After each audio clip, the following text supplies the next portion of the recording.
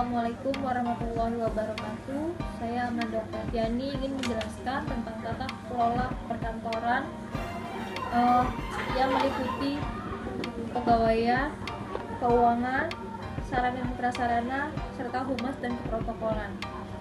Selanjutnya ada ruang lingkup administrasi perkantoran. Apa sih ruang lingkup administrasi perkantoran? Yaitu meliputi kegiatan kantor dan sarana dan fasilitas kantor.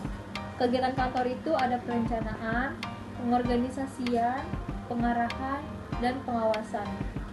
Kalau sarana dan fasilitas kantornya itu meliputi lokasi kantor, gedung, peralatan, interior, dan mesin kantor. Selanjutnya ada administrasi perkantoran yang terbagi menjadi dua, yaitu administrasi secara sempit dan secara luas. Administrasi secara sempit itu semua kegiatan yang bersifat teknis atau dalam ketatausahaan. Dan administrasi secara luas itu adalah suatu kerjasama secara sistematis yang terkoordinasi menurut pembagian tugas struktur organisasi. Selanjutnya ada karakteristik administrasi perkantoran. Pertama, bersifat pelayanan servis pada semua pihak. Yang kedua, merembes dan dilakukan oleh semua pihak. Yang ketiga, hasil akhirnya berupa informasi. Dan yang keempat, bersifat memudahkan. Di dalam otomatisasi tata kelola perkantoran itu yang meliputi kepegawaian, yang dimaksud sebagai kepegawaian salah satunya ada penghargaan pegawai. Penghargaan pegawai itu sebuah bentuk apresiasi kepada suatu prestasi yang diberikan baik perorangan ataupun lembaga dalam bentuk material atau ucapan. Tujuan dari penghargaan itu yang pertama ada kepuasan kerja, pengadaan efektif, pengaruh serikat buruh, pengaruh pemerintah, dan ikatan kerjasama. Yang selanjutnya ada kedisiplinan kerja. Kedisiplinan kerja itu sikap dan mental yang tercermin dalam perbuatan tingkah laku perorangan atau kelompok berupa kepatuhan atau ketaatan dalam melakukan segala peraturan. Selanjutnya ada hak pegawai. Hak pegawai ada gaji.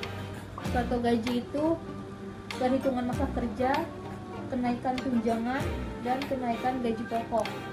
Selanjutnya ada cuti, kenaikan pangkat kerja, tunjangan, kesejahteraan, dan pensiun. Yang terakhir ada dasar hukum perkawinan pegawai. Yang pertama ada peraturan pemerintah nomor 10 tahun 1983 dan peraturan pemerintah nomor 45 tahun 1990 tentang izin perkawinan dan perceraian PNS. Yang kedua ada surat edaran administrasi nomor 8 tahun 1983 dan nomor 40. Selanjutnya ada otomatisasi tata kelola perkantoran keuangan. Di dalam otomatisasi tata kelola keuangan meliputi penerimaan kas kecil.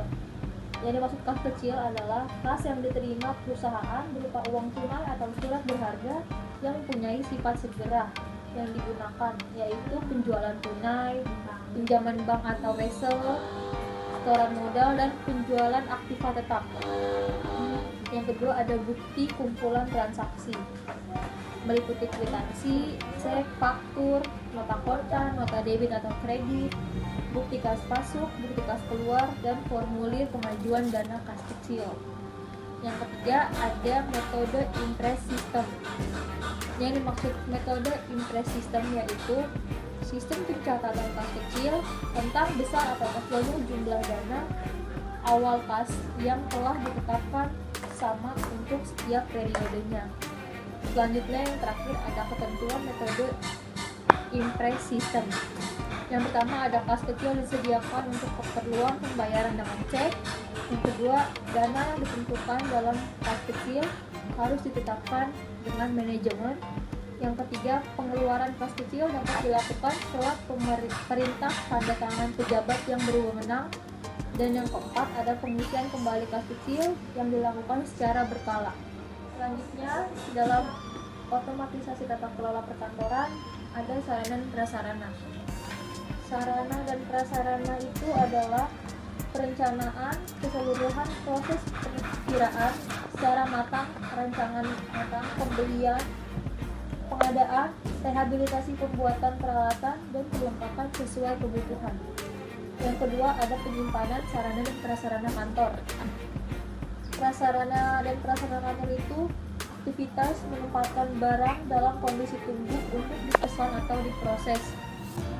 Tata cara penyimpanan sarkasnya itu ada disimpan di tempat yang memadai, disimpan dengan keadaan yang bersih, disimpan berdasarkan klasifikasinya, dan disimpan dalam ruangan ventilasi.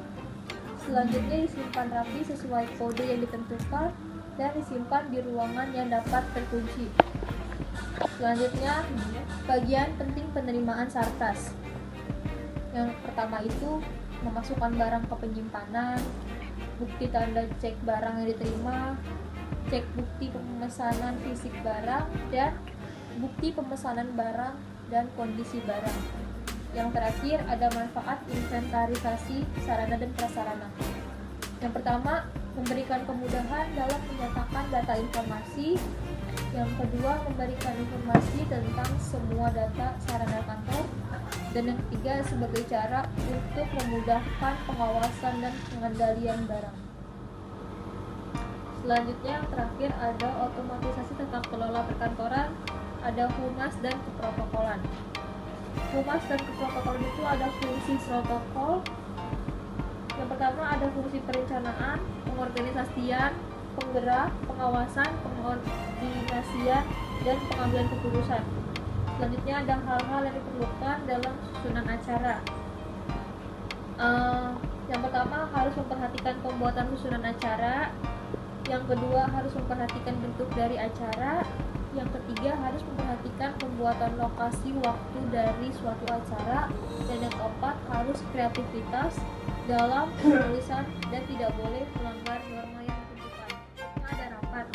Rapat itu yaitu suatu pertemuan antara anggota di suatu instansi, baik instansi swasta atau pemerintah, untuk memecahkan suatu pertimbangan yang menyangkut suatu instansi.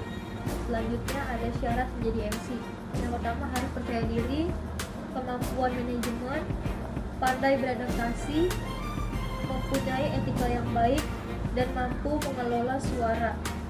Ada penguasaan yang benar, memiliki wawasan kreatif, body language, dan mandiri. Terakhir ada dokumen perjalanan dinas.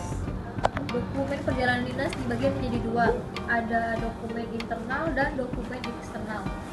Dokumen internal itu ada surat tugas dan ada surat perintah dinas. Dan dokumen eksternalnya itu ada paspor, visa, yellow card, KTP, dan fiskal. Sekian penjelasan dari saya, Amanda Fatiani. Apabila ada kekurangan, mohon dimengerti dan dimaafkan. Sekian dan terima kasih. Wassalamualaikum warahmatullahi wabarakatuh.